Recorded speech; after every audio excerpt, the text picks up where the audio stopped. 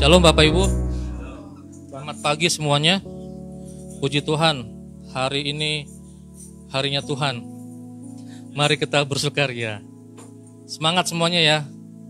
Ada lagu sekolah minggu yang menandakan kita tuh bisa menjadi berkat. Betul gak sih hati kita hari ini menjadi berkat? Coba deh kita nyanyi lagu sekolah minggu nih yuk. Tahu gak ya, mudah-mudahan tahu semuanya ya. Senyum dan bermuka gembira, angkat tangan puji. Nggak ada yang tahu. Bapak Ibu waktu sekolah minggu kemana aja? Aduh bahaya. Kalau gitu jangan deh. Itu zaman sekolah minggu tahun bahola Bu ya, tahun lama banget itu. Baik, ini hari terakhir kita akan belajar tema tetap menjadi berkat walau banyak masalah. Tetap menjadi berkat walau banyak masalah. Kita akan belajar dari satu tokoh yang sangat luar biasa dipakai Tuhan. Kita buka 1 Samuel 22 ayat 1 dan 2. Bisa nggak ya kita menjadi berkat walaupun banyak masalah? 1 Samuel 22 ayat 1 sampai 2 kita baca. Sudah semua ketemu ayat ini? Sudah, kita baca sama-sama Bapak Ibu ya. Hitungan ketiga dari saya, 1, 2, 3. Lalu Daud pergi dari sana dan melarikan diri ke gua Adulam. Ketika saudara-saudaranya dan seluruh keluarganya mendengar hal itu, pergilah mereka ke sana mendapatkan dia. Berhimpunlah juga kepadanya setiap orang yang dalam kesukaran, setiap orang yang dikejar-kejar tukang piutang, setiap orang yang sakit hati. Maka ia menjadi pemimpin mereka. Bersama-sama dengan dia ada kira-kira 400 orang. Satu lagi, mari kita buka Mazmur 142 ayat 5.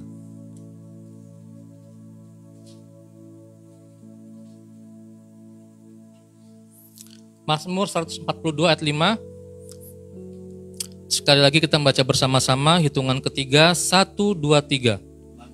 Ke kanan dan lihatlah. Tidak ada seorang pun yang menghiraukan aku.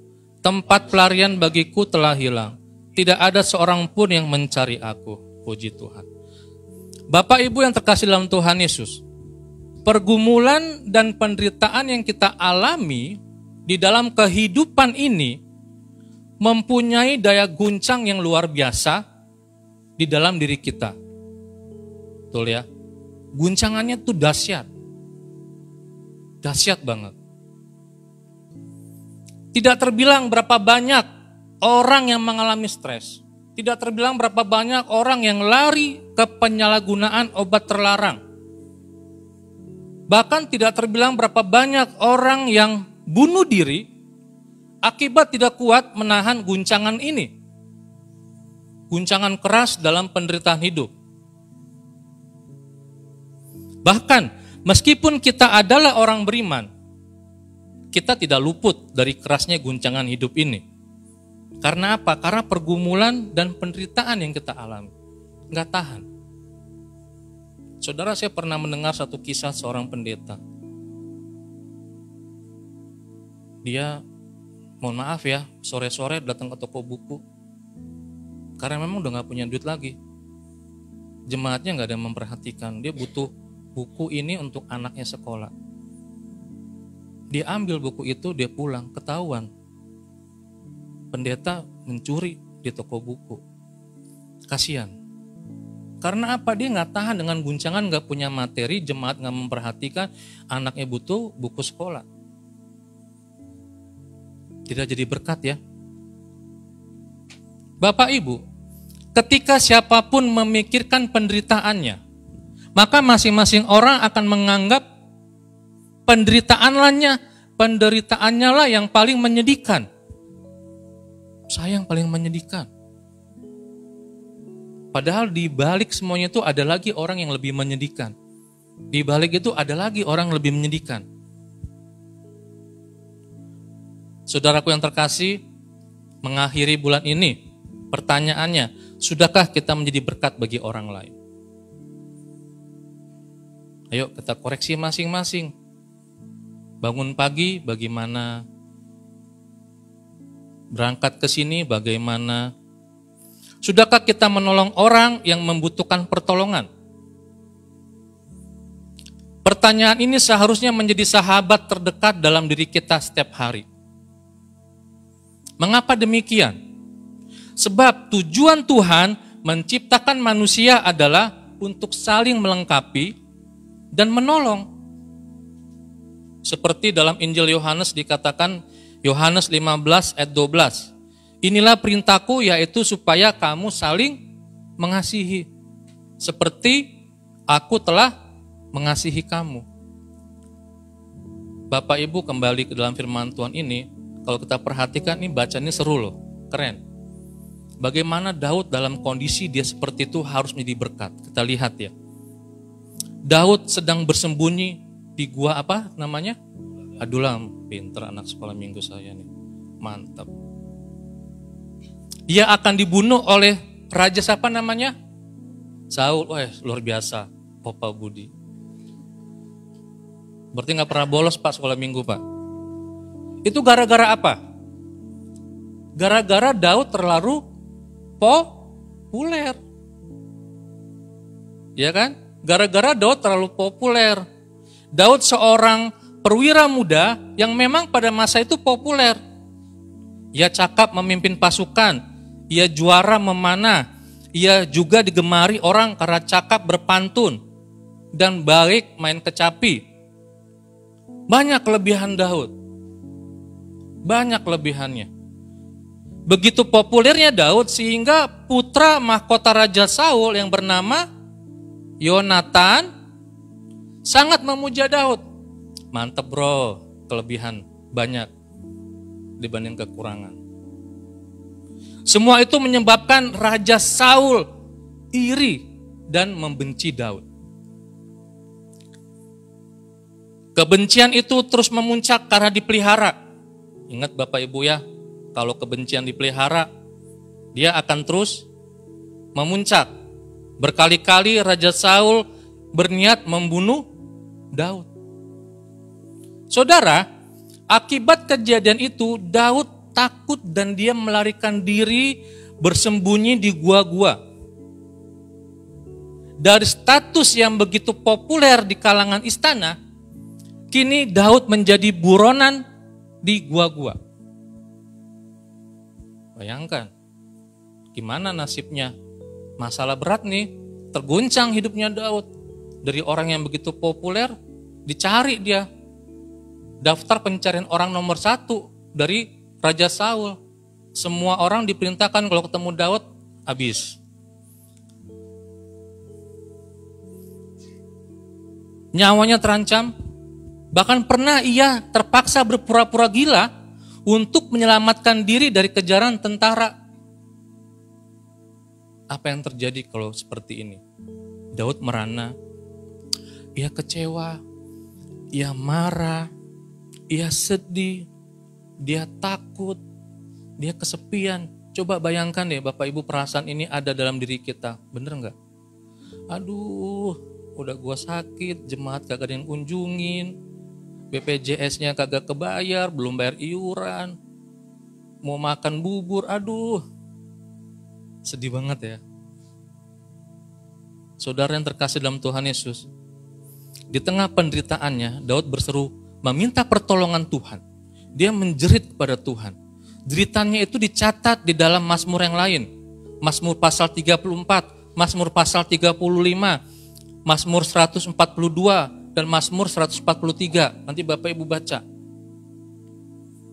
Perhatikan jeritan Daud dalam Mazmur 142 ayat 5 ini.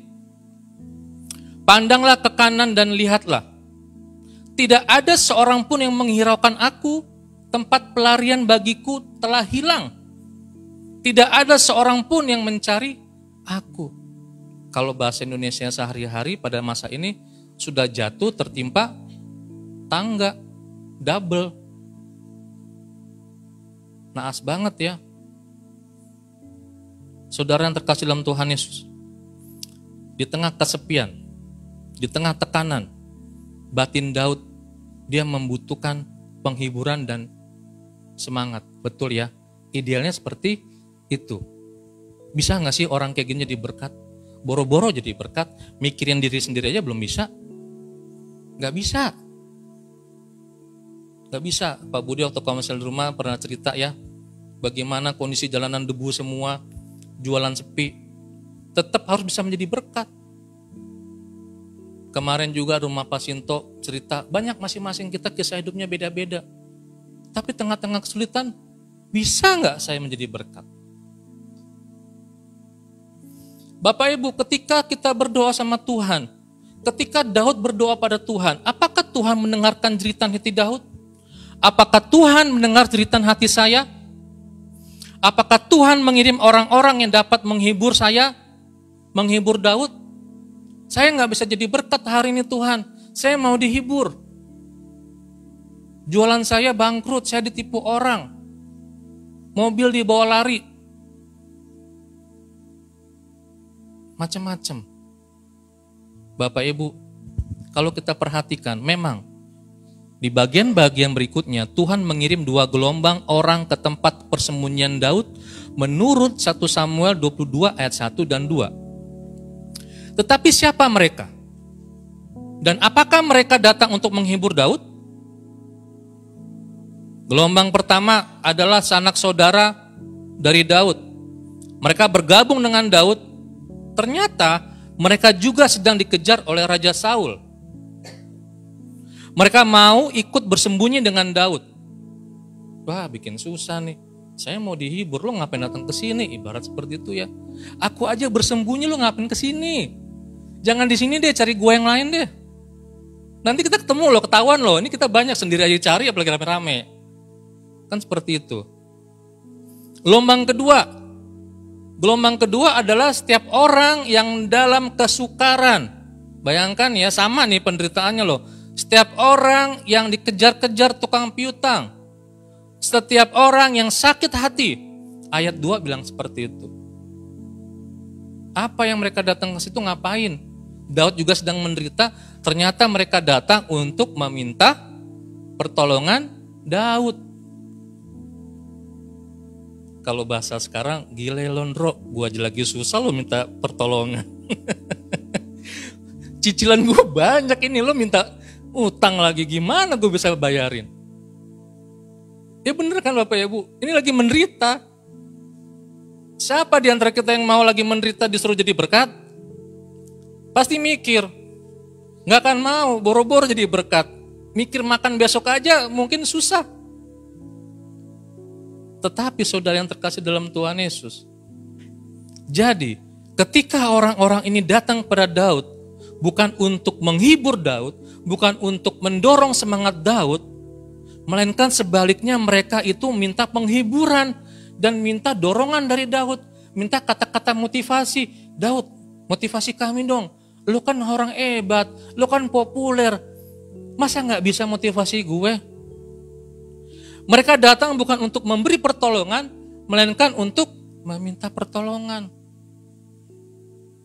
Bapak Ibu bayangkan, bagaimana reaksi Anda? Bagaimana reaksi Daud ketika melihat orang-orang seperti ini? Bagaimana? Ini bukan orangnya bukan sedikit loh, banyak loh. Jumlahnya banyak ya, berapa tadi jumlahnya? 400 orang, ngasih makan 400 orang, kita lagi bingung nih. Pak Sinto lagi pusing nih, gimana ya ngasih makan 400 orang siang-siang. Ya Pak Sinto ya, lagi bingung nih Pak Sinto nih. Ini Daud apalagi, badannya gede-gede. Mungkin Daud berpikir, loh saya sendiri sedang kesusahan. Tuhan, aku ini sedang kesusahan, Tuhan gak ngelihat. Mengapa Tuhan malah mengirim orang-orang yang juga kesusahan? Mereka nanti justru malah menyusahkan aku loh. Gak mungkin saya bisa jadi berkat Tuhan, susah ini Tuhan. Bapak Ibu, inilah cara kerja Tuhan. Ternyata itulah justru cara Tuhan menolong Daud. Aneh ya, kok Tuhan cara nolongnya begini loh. Tuhan menghibur Daud dengan cara memberikan kesempatan pada Daud untuk menjadi berkat dengan cara menghibur mereka yang 400 orang itu. Tuhan mendorong semangat Daud dengan menyuruh Daud mendorong semangat orang lain.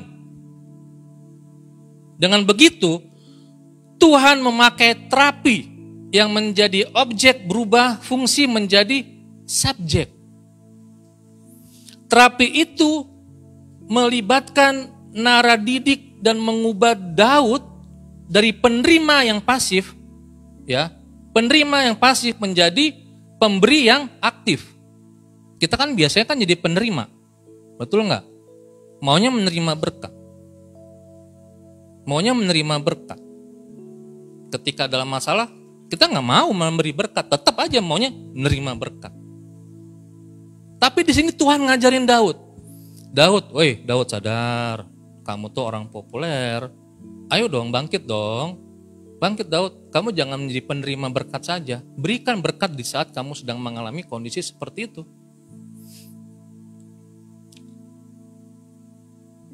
Sebagai hasil terapi ini, saudara, Daud yang semula meratapi diri sendiri, dia tersentak menghadapi orang-orang yang memerlukan pertolongannya. Lalu Daud bersibuk menolong mereka dan menjalankan peran kepemimpinan atas mereka. Dan dalam ayat 2, di situ ditulis, maka ia menjadi pemimpin mereka. Wow, luar biasa. Mantap ya. Daud akhirnya berubah pikiran, oh iya, ini cara Tuhan membuat saya supaya bisa menjadi berkat. Saudara yang terkasih dalam Tuhan Yesus, tiap orang sekali waktu memang perlu berada di pihak penerima. Kita perlu menerima dorongan semangat, ayo semangat. Menerima penghiburan atau menerima pertolongan. Itu yang dilakukan Bapak Gembala kita. Tapi sewaktu-waktu juga kita harus mendorong, menghibur, membantu Pak Gembala kita. Jangan kita cuma meminta bantuan dari gembala atau dari tim pengerja. Ya kan? Kita nggak pernah memikirkan mereka. Kita maunya dipikirkan. Tidak dikunjungi sekali, langsung uring-uringan. Tidak diperhatikan sedikit, langsung banyak hal lain yang dilakukan. Tetapi jika kita terlalu lama berada dalam situasi ini, maka kita bisa jatuh dalam sikap mengasihi diri sendiri. Orang yang mengasihi diri sendiri biasanya selalu membesar-besarkan penderitaan dan kemalangannya. Kalau bahasa Indonesianya itu dihiperbolakan. Tahu ya istilah hiperbola? Cerita yang sebetulnya ya digede-gedein, dibesar-besarin. Sebenarnya begini dipanjang lagi, besar-besar, lebih heboh lagi. Supaya orang mengasihi dia. Padahal sebenarnya nggak seperti itu. Akibatnya ia juga cenderung untuk hanya memikirkan dirinya sendiri. Lalu apa yang terjadi ketika orang tidak memikirkan dia, ia kecewa. Bahwa orang yang lain tidak mengasihi dia. Akibatnya apalagi? Ia makin merana, makin merasa kasihan pada dirinya. Bapak Ibu perhatikan, lingkaran setan ini bisa menjadikan sangat egosentris. Bahaya loh ini. Ini lingkaran ini harus dimusnahkan dalam diri kita masing-masing. Jangan dibawa-bawa terus. Bapak Ibu yang terkasih dalam Tuhan Yesus, kita lihat tokoh yang lain. Ayub. Ayub kehilangan keluarganya, Ayub kehilangan kesehatannya, Ayub kehilangan bisnisnya, Ayub kehilangan semuanya. Tetapi Ayub tidak kehilangan kepercayaannya pada Tuhan. Dan Ayub tidak berhenti menyembah Tuhan. Dia hanya mengangkat tangannya ketika dia menderita dan semua orang memandang penderitaannya dan Ayub berkata, sekalipun aku harus menderita, aku akan tunjukkan kepada orang-orang bahwa Tuhanku bukan Tuhan yang di pegunungan saja, tapi dia juga Tuhan di dalam lembah kekelaman. Dan Ayub berkata, Tuhan yang memberi dan Tuhan juga yang mengambil. Terpujilah nama Tuhan. Luar biasa ya, jadi berkat dia di tengah-tengah kesulitannya. Oh luar biasa, haleluya. Saudara yang terkasih dalam Tuhan Yesus, Inilah yang harusnya menjadi citra diri perbedaan orang Kristen yang sudah mengikuti Yesus. Tiap hari beribadah ke gereja harus berubah. Amin. Jangan kita pulang dari gereja turun ke tangga rebutan makanan, senggol-senggolan. Ya kan? Ini hal-hal praktis sebenarnya yang harus kita rubah dalam hidup kita. Betul loh. Ini hal praktis. Hal mudah yang harus kita lakukan. Kita udah dewasa semua. Tahu mana yang benar dan yang salah. Tahu mana yang kotor dan bersih. Tahu mana peraturan dan pelanggaran. Jadi disinilah letak kekristenan yang harus kita lakukan. Saya bilang sama anak-anak SMA, kita sedikit. Kami yang keluar kelas 12, yang keluar itu jumlahnya 15. Yang masuk cuma 6 orang. Total siswa 680. Total orang Kristen cuma 16 orang. Berapa persen? Bukan 0, lagi ya, tapi 0,0. Bener kan? 1% aja nggak ada. Kalau 1%-nya dari 680 kan 68 orang, banyak. Itu 10% ya. Berarti pada fokus semuanya. Bagus. Iya dong, harus begitu Mas, cari celahnya Mas. Nah saudara yang terkasih dalam Tuhan Yesus, kembali lagi. Di hadapan Tuhan pun orang yang mengasihi dirinya sendiri dapat menjadi egosentris. Yang menjadi pusat doa adalah kemalangan dirinya. Setiap kali dia berdoa, yang menjadi tujuannya itu dirinya sendiri. Bagaimana saya supaya cepat kaya Tuhan, bebas dari masalah ini. Bagaimana Tuhan, saya Tuhan. Dia nggak pernah lagi mendoakan yang lain. Apakah Tuhan mendengar doa itu? Ya, Tuhan bisa saja mendengar doa itu. Tetapi bentuk pertolongan Tuhan belum tentu sesuai dengan apa yang kita minta dalam doa. Perhatikan, Daud meminta agar Tuhan mengirim orang-orang yang menghibur dia. Tetapi apa yang terjadi? Tuhan memang mendengar doa itu, tetapi dengan cara yang sebaliknya, yaitu justru Tuhan mengirim orang-orang yang meminta penghiburan dari Daud. Ternyata justru dengan menghibur orang lain, Daud menjadi terhibur dan Daud menjadi berkat bagi mereka. Wow, amazing, luar biasa.